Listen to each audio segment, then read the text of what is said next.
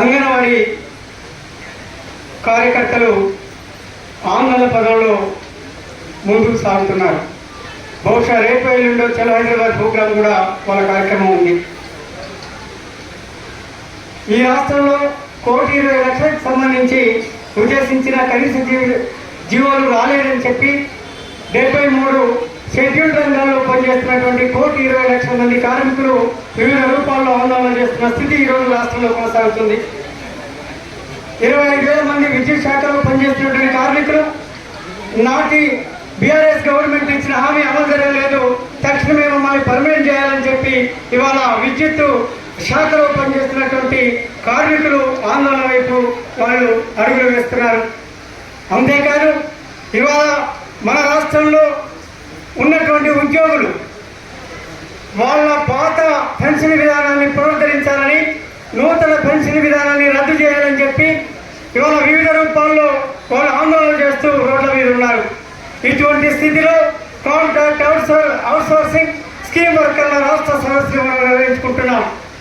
దాదాపు ఈ రంగంలో పనిచేస్తున్న కార్మికులకు ఉన్నటువంటి బాధలు కష్టాలు మనం గమనిస్తే ఒక తెలంగాణ రాష్ట్రంలోనే ప్రభుత్వ విభాగాల్లో పనిచేస్తున్న వాళ్ళు కాంట్రాక్ట్ కార్మికులు 40,000 మంది ఉన్నారు.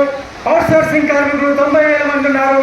1,30,000 మంది కాంట్రాక్ట్ అవుట్సోర్సింగ్ కార్మికులు ఒక తెలంగాణ రాష్ట్ర ప్రభుత్వ శాఖల్లోనే ఉన్నారు.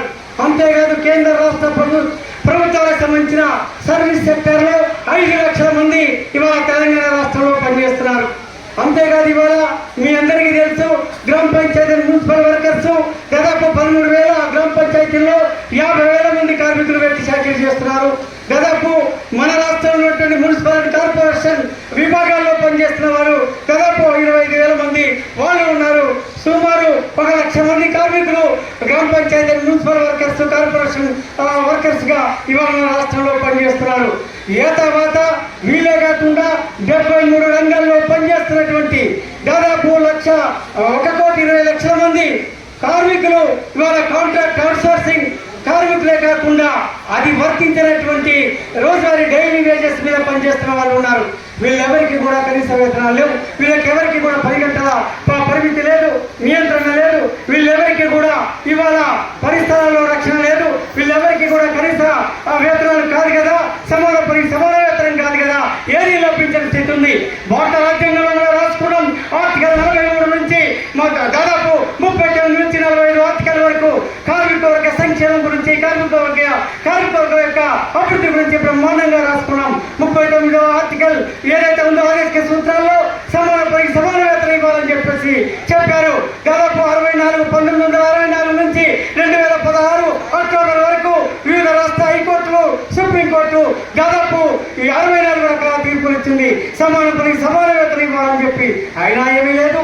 ఇవాళ 10 గంటలకు సంబంధించి పోరాడి సాధించుకున్న దాన్ని చట్టబద్ధం చేసేటువంటి స్థితి ఉన్నప్పటికీ ఇవాళ 12 గంటల పని, 13 గంటల పని విధానాన్ని బీజేపీ భారత ప్రాంతాల్లో అమలవుతుంది.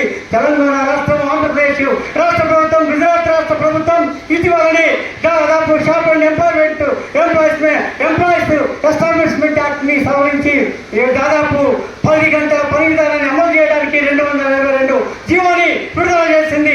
దానికి వ్యతిరేకంగా కార్మికవర్గం పోస్టార్కే తాత్కాలికంగా వెనక్కి తీసుకున్నారు. అంటే బీజేపీతర పాలకులు ఎవరైనా సరే కార్మిక వర్గ వ్యతిరేక విధానాన్ని అమలు చేయడంలో ముందున్నారనేటువంటి విషయాన్ని మనం అర్థం చేసుకోవాలి.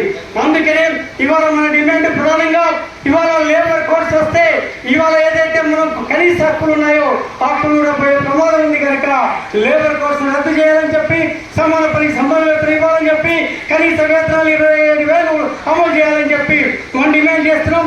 పరిసరాల్లో రక్షణ కల్పించాలని చెప్పి 8 గంటల పరిదినాన్ని మనం పరిరక్షించుకోవాలని చెప్పి ఇవాళ ఉన్నటువంటి అసంఘటిత రంగంలో ఉన్నటువంటి కార్మికులు ఎవరైతే ఉన్నారో ఇవాళ ESI, PF అదేవిధంగా ప్రమాద బీమా